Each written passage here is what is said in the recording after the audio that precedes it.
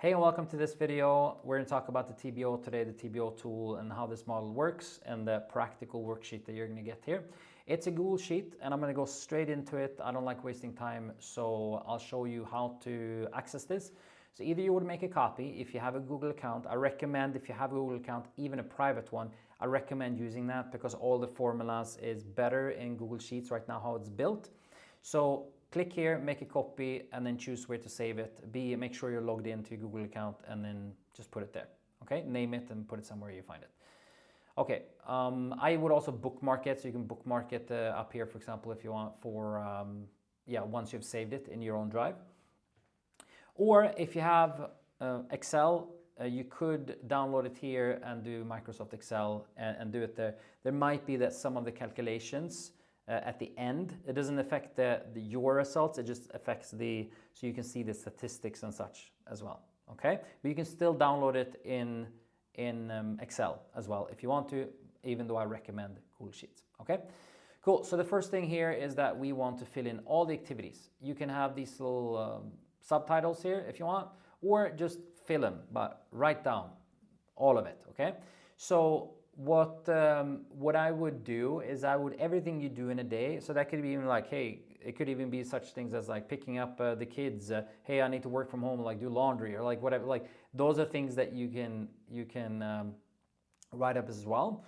But then write up like invoicing clients, follow up on team activities, train sales team, recruit people, etc. Answer client emails, etc. Write those down. And the more specific you are, the better it's going to be. Because maybe answering emails, that's very generic, right? Because you have client emails, you have someone's trying to sell you something, like why should you even read those emails? You can outsource those. You can outsource your inbox and then you only get the emails, if you have a lot of emails, right? That is relevant to you and so on, right? So make sure you are as detailed as possible, like making calls, like what, making client calls or making cold calls or making, what are the types of calls that you're doing, right? And the more specific you are, because the better it is, because you might want to outsource the cold calls, for example, but you don't want to outsource the yearly or monthly follow-up with the client type of calls right now, maybe in the future, but not right now, okay? So second thing, after you listed all the activities, is how valuable is it? Is it $10 an hour, $100, $1,000, $10,000? And this is an estimate of how much do you think it's worth if someone else did this. Okay, invoicing, someone else can do that. I'm not talking about the value of the invoice here. Of course, that can be very valuable to get it in. But actually doing the activity of creating an invoice and sending that, maybe sending them a reminder, what's that worth if you do that manually today, for example? Okay, maybe that's $10 an hour. Maybe you can outsource that, okay? You can outsource to Philippines, you can outsource to tons of different countries, or you'll have someone in your office that would do it. So maybe then it will land at, it doesn't have to be $10 exactly, but let's say if it's between $10 to $30 an hour, then put it as $10. And if it's closer to $100, let's say $80, okay, let's put it as $100, right? Okay. So frequency, how often? Is it daily, weekly, monthly, quarterly, or yearly? Just put that in there. Just put that in there. Just click the drop down, just like this, and pick whatever you want to pick here, okay?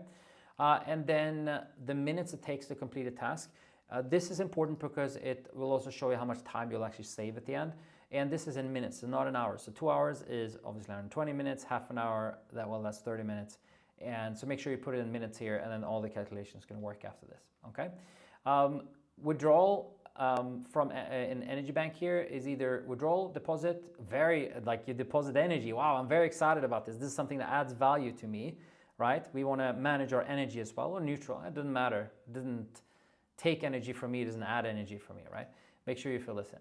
Okay, and the solution after we've filled these in and all the activities, what's the possible solution here, right? Is it to automate, keep, delegate, what is it at the end of the day? So this one here, okay, eliminate. Okay, I'm going to remove this one. Obviously I'm not, because it's very good, but in this example, I might actually say I'm going to keep it. Okay, so and who is it here? Who is going to take charge of this? Who is going to do it? Who are you going to delegate to? Who's going to automate this thing? It might be you, it might be someone else. Just put it in there. Okay, first step. What's the first step? Hey, I need to book a call here with John, my accountant, to lay out more things on him, to outsource more things on him. Or I need to talk to Anna here. She can probably do this thing for me, right? And the whole point is here, when you delegate these things, is it's not a matter, sometimes it's not a matter of you're more worth than they are. Like the employees might feel, why should you do that? Well, you're the owner, first of all. But it's a matter of fact that you need to work more on the business, which they cannot do, right? So then you need to delegate the things that other people can do. And you're also like stealing an opportunity from them to actually do that, to actually grow in their role, right? If you have team members.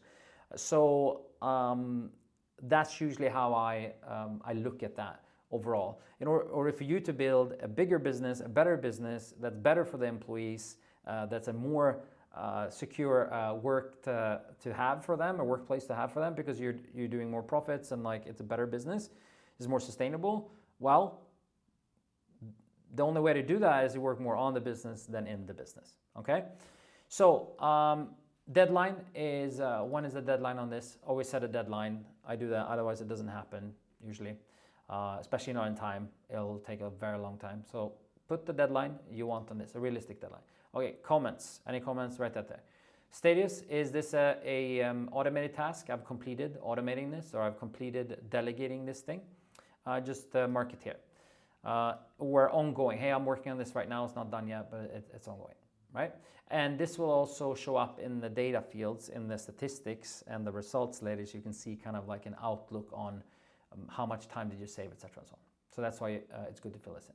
All right, starting number, start with one thing. Don't start with 10 things at the same time. Multitasking is, in my experience, it doesn't work very well. So just start with one thing. Do one thing. Don't put the crazy amount of pressure on yourself.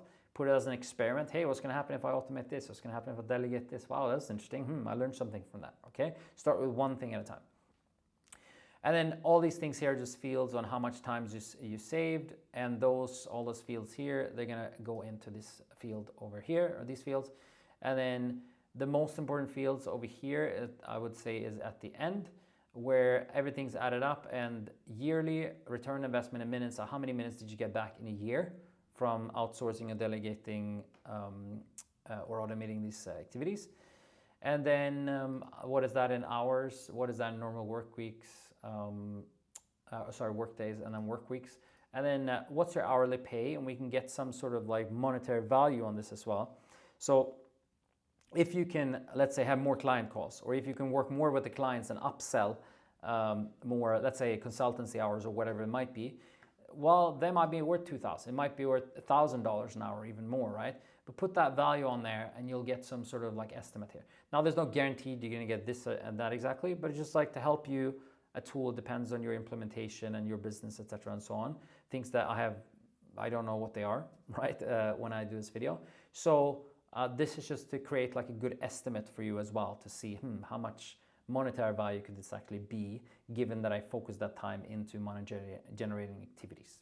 Okay, which you probably should do at this point to grow your company, to create the more profits you have in your company, the more you can invest in creating a more self-sustainable company, the more you can delegate, the more you can automate, because you have more resources to do that, right? To hire people, or external consultants, or build systems to automate, etc. Right? Okay, etc. Right? Okay, so yeah, that's the entire model, or the tool that you can use. And again, there's statistics and some different results that you can look at here, possible results. And let me know in the group if there's any questions that you might have. And if you want to work one-on-one with me, then make sure you book a call, and we'll have a roadmap call. We'll look at your business. We'll see if we're a good match. And what I usually do during the coaching is that we walk through this together, so you have someone to bounce with, and also find ways that you can actually automate this. How do you automate these things in practice? And I've worked with hundreds of companies. We built lots of different systems when it comes to optimizing different flows of their business, or how should they delegate this? How should they write SOPs, etc. If you want help with that, you can book a call with me, and yeah, we can have a chat and see if we're a good match, right? Otherwise, just use this. Even if you only use this to find the 4% in your business, in yourself as a business owner, it's going to make a big difference if you end up acting on this. All right, thanks for watching this video, and I'll talk to you soon.